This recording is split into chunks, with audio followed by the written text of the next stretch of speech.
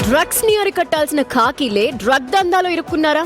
1,50,00,000 విలువైన మెత్ పక్కదారి పట్టిన వ్యవహారంలో 2 కానిస్టేబుల్ అరెస్ట్ తో ఈగల్ విభాగంలో కలకలో రేగుతోంది. రైలులో స్వాధీనం చేసుకున్న డ్రగ్స్ ను పోలీస్ స్టేషన్ కు తరలించకుండా ఇంటికి తీసుకుని వెళ్లి పెడ్లర్ల ద్వారా విక్రయించారు అనే ఆరోపణలు ఇప్పుడు సంచలనంగా మారాయి. డ్రగ్స్ వినియోగదారుడి విచారణతో కానిస్టేబుల్ స్వామి డ్రగ్స్ దందా ఇప్పుడు వెలుగులోకి వచ్చింది. స్వామితో పాటు మరో కానిస్టేబుల్ పాత్ర కూడా వెలుగులోకి రావడంతో 2 అరెస్ట్ చేశారు. రైల్లోని జనరల్ బోగీలో డెడ్ డ్రాప్ పద్ధతిలో మెత్ సరఫరా చేస్తున్నట్టు గుర్తించారు.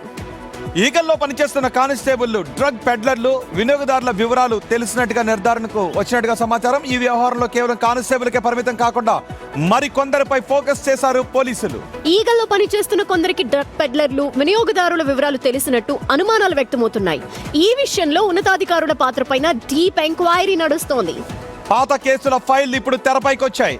గత 3 రోజులుగా పాత కేసుల్లో ఈగల్ టీం ప్రమేయం ఏమైనా ఉందా, స్వాధీనం చేసుకున్న డ్రగ్స్ ఎక్కడికైనా పక్కదారి పట్టాయి అనే కోణంలో అధికారులు దర్యాప్తు చేస్తున్నారు. రానన్నటికి డీటెయిల్స్ తెలుసుకుందాం. రానా, ఇక్కడ ఈగల్ టీం మీదే అనుమానాలు వ్యక్తమవుతున్నాయి. డ్రగ్స్ ని అరికడుతున్న ఈగల్ టీం పైన ఇన్ని ఆరోపణలు ఏంటి? వాళ్ళ ఇన్వాల్వ్మెంట్ ఉన్నతాధికారులు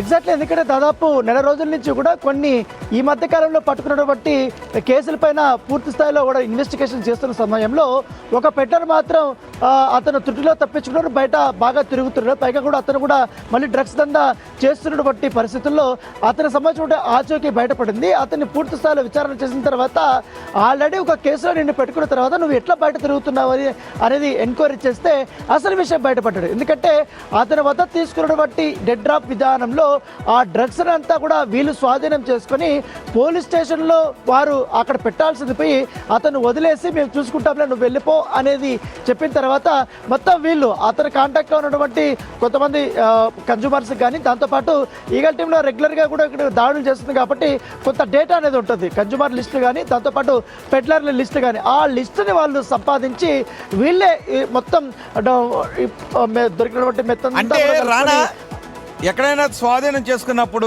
ఆ డ్రగ్స్ని స్వాధీనం చేసుకున్నప్పుడు ఎంత క్వాంటిటీ తూకం వేస్తారు, దాన్ని సీజ్ చేస్తారు, ఆ తర్వాత మళ్ళీ దాన్ని డేటా రికార్డులోకి ఎక్కిస్తారు. ఇంత జరుగుతుంది కదా, మరి ఎలా పక్కదారి పట్టించగలుగుతున్నారు? ఎగ్జాక్ట్లీ. ఇప్పుడు సీజ్ చేసిన దాన్ని ఎవరికో ఎవరికి అప్పచెప్తారనమాట. ఫలాని స్టేషన్లో మీరు అప్పచెప్పండి, లేకపోతే ఈగల్ ఆఫీస్లో అప్పచెప్పండి అని చెప్తారు. సో వాళ్ళ క్యారియర్స్ అనేది అక్కడ మిస్యూజ్ చేస్తారు. అది పోలీస్ స్టేషన్కి వెళ్ళకుండా వీళ్ళు డైరెక్ట్ వీళ్ళ ఇంట్లో పట్టుకున్నారు. సో మొత్తం రికార్డు అంతా పరిశీలన చేసిన తర్వాత కన్జ్యూమర్ లిస్టు బయటకు తీసిన తర్వాత ఈ పెడ్లర్ చెప్పినటువంటి స్టేట్మెంట్ ఆధారంగా వీళ్ళ పైన పూర్తి స్థాయిలో అనుమానం వచ్చింది. కొత్త డౌట్ వస్తుంది. ఇప్పటికే చాలా కిలోలు గంజాయిని, చాలా డ్రగ్స్ని స్వాధీనం చేసుకున్నారు.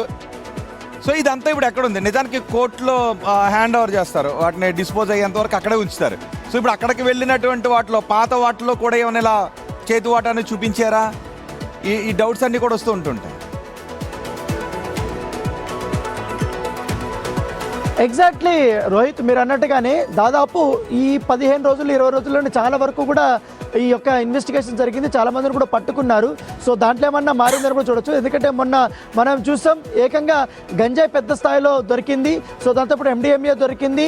సో మెత్తు కూడా దొరికింది. కాబట్టి ఆ రికార్డులంతా అంటే పట్టుకున్నదంతా, ఇక్కడ మన దగ్గర నిల్వ ఉన్నదంతా, దాంతోపాటు కోర్టులో సబ్మిట్ చేసిందంతా అనేది కూడా ఒక క్లారిటీ అయితే మొత్తం లెక్క చేసిన తర్వాత కొంత అక్కడ లెక్కల్లో కొంచెం కన్ఫ్యూజన్ అనేది ఉండటంగా తెలుస్తుంది. దానిపైన ఇప్పుడు పూర్తి స్థాయిలో ఎంక్వైరీ జరుగుతుంది. అయితే 2 కానిస్టేబుల్ ఒక ఉన్నతాధికారి ప్రమేయం లేకుండా, వారి అండదండలు లేకుండా వారు యథేచ్ఛగా గంజాయి అమ్మడం అనేది జరగదనేది కూడా ఈగల అధికారులు భావిస్తున్నారు. కాబట్టి దీనిపైన ఈ ఈగల్ టీం సంబంధించిన డైరెక్టర్ సందీప్ సండేలా చాలా సీరియస్గా ఉన్నట్టుగా తెలుస్తుంది. వారు ఆల్రెడీ సర్వీస్ రిమూవ్ చేయమని కూడా ఇప్పటికే డీజీపీకి కోరినట్టుగా మనకు తెలుస్తుంది. దాంతోపాటు ఇంటర్నల్ ఎంక్వైరీ చేసిన తర్వాత ఇంకా ఎక్కడ ఎవరెవరు ఇన్వాల్వ్మెంట్ అన్న దానికి కూడా పూర్తి స్థాయి వివరాలు వచ్చిన తర్వాత మాత్రమే చర్యలు తీసుకునే అవకాశం ఉన్నట్టుగా తెలుస్తుంది. రోహిత్, రైట్ రానా? డ్రగ్స్ అరికట్టాల్సిన టీంలో ఉన్న పోలీసులే డ్రగ్స్ దందాన్ని కొనసాగిస్తూ ఉంటే దట్టు ఇది చిన్న చితక అమౌంట్ కాదు, 1.5 సంబంధించిన మెత్తని వాళ్ళు పక్కదారి పట్టిస్తూ అమ్మేసుకున్నారు అంటే ఎవరో ఒకరు అండదండలు ఖచ్చితంగా వెనకాల ఉండే ఉంటాయి. వాళ్ళు ఎవరు అనేది ఇప్పుడు ఈగల్ టీమ్ లో విచారణలో బయటకు వచ్చే అవకాశం ఉంటుంది. పోలీసుల మీద ఉన్న ఆరోపణలు ఇవే. జనరల్ గా ఏదైనా ఒక రైట్స్ స్వాధీనం చేసుకున్నప్పుడు కంప్లీట్ గా అక్కడ ఉన్నదంతా చేస్తుంటుంటారా, ఏదైనా చేతు వాటాన్ని కొంత అవినీతి జరుగుతుందా అనే డౌట్స్ చాలా మంది. అలాంటి వాటికన్నిటికీ ఇదిగోండి ఇలాంటి వాళ్ళు కొంతమంది అందరూ పోలీసులు కాదు, కానీ ఇలాంటి వాళ్ళు ఉన్నప్పుడు ఏమవుతుందంటే పక్కదారి పట్టడానికి అవకాశం ఉంటుంది.